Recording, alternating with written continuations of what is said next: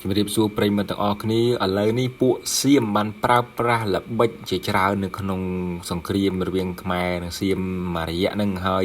បន្ទាប់ពីអូសបន្លាយក្នុងការបាញ់គ្នាដោយកំភ្លើងក្តីដោយក៏របែកដោយយន្តហោះអីក្តីឥឡូវវាប្រើប្រាស់វិធីសាស្ត្រថ្មីបាទគឺវាវាយអត់ឈ្នះវាប្រើប្រាស់ប្រឡែងឆ្កែឆ្កួតចូលមកក្នុងសមរភូមិឲ្យមកខំបងប្អូនប្រជាពលរដ្ឋក៏ជាកងទ័ពជួរមុខរបស់យើងមិនបានបង្ហោះជាសារព័ត៌មានផ្លូវការដោយក្រសួងការពារជាតិឬក៏ក្រសួងស្ថាប័នធំៗនៅក្នុងប្រទេសកម្ពុជាយើងទេប៉ុន្តែបងប្អូនប្រជាពលរដ្ឋដែលរស់នៅទីនោះក៏ដូចជាកងកម្លាំងទាហានលោកបានផ្ដល់ជាព័ត៌មានតាមសារក៏ដូចជាព័ត៌មានតាមបណ្ដាញសង្គមផ្សេងជាដំណឹងហើយយើងក៏មានជាខ្សែសំឡេងនៃវីដេអូដែលបង្ហោះនិយាយអំពីតកតងទៅនឹងបញ្ហាឆ្កែឆ្កួតមកបលែងខំនេះវាអាចធ្វើឲ្យប៉ះពាល់ទៅដល់អាយុជីវិតដែលយើងនឹកស្មានមិនដល់ហើយក៏អំពាវនាវឲ្យមានថ្នាំវ៉ាក់សាំងចាក់ការពារកុំឲ្យរីករាលដាលជំងឺនេះតទៅមុខទៀតព្រោះវាអាចបាត់បង់អាយុជីវិតប្រជាពលរដ្ឋក៏ដូចជាកងទ័ពរបស់យើងដែលរងការប៉ះពាល់ដោយការខំរបស់ឆ្កែឆ្កួតទាំងអស់នោះផងដែរបាទ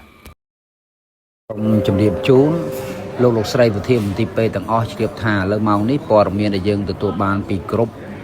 របស់មន្ទីរការបាលខេត្តព្រះវិហារដែលបានរាយការណ៍មកនេះគឺថានៅសភពុមុខក្រៅពីសង្គ្រាមឥឡូវនេះទាហានឈ្លានពានថៃវាបានប្រឡែងនៅឆ្កែឆ្កួតដើម្បីចូលមកនៅក្នុងខ្សែត្រៀមជួរមុខដើម្បីឲ្យខំទៅលើវីរៈកងទ័ពរបស់យើងឥឡូវនេះមានករណីបាញ់ស្លាប់ឆ្កែមួយចំនួនប៉ុន្តែឆ្កែមួយចំនួនទៀតក៏បានខំឲ្យមានរបួសស្នាមទៅលើកងទ័ពយើងហើយអញ្ចឹងស្នើសុំឲ្យលោកប្រធានមន្ទីរពេទ្យទាំងអស់ទន្ទឹមនឹងយើងអត់មានស្តុកវ៉ាក់សាំងនៅក្នុងឃ្លាំងស្នើសុំឲ្យលោកស្រីបញ្ជាទិញស្តុក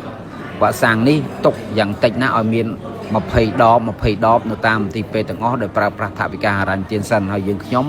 កំពុងតែធ្វើការទំនាក់ទំនងទៅនឹងឃ្លាំងឱសថកណ្ដាលដើម្បីសុំគោលការណ៍ដល់រដ្ឋមន្ត្រីក្នុងការពិនិត្យពិចារណាផ្ដល់នៅវ៉ាក់សាំងឆ្កែឆ្កួតនេះអញ្ចឹងសូមមេត្តាបញ្ញាក្នុងការកំងទិញពិសេសមន្ទីរពេទ្យខេត្តមន្ទីរពេទ្យអូយជ្រៅស្វាយជ័យថ្មពុះបណ្ដឹងព្រះក្រុមមន្ទីរពេទ្យទាំងអស់មន្ទីរពេទ្យខេត្តបើអាច50 ឬ 100 ដបសិនបាទសូមទិញយកមកស្តុកទុកនៅមន្ទីរពេទ្យសូមអរគុណច្រើនបាទ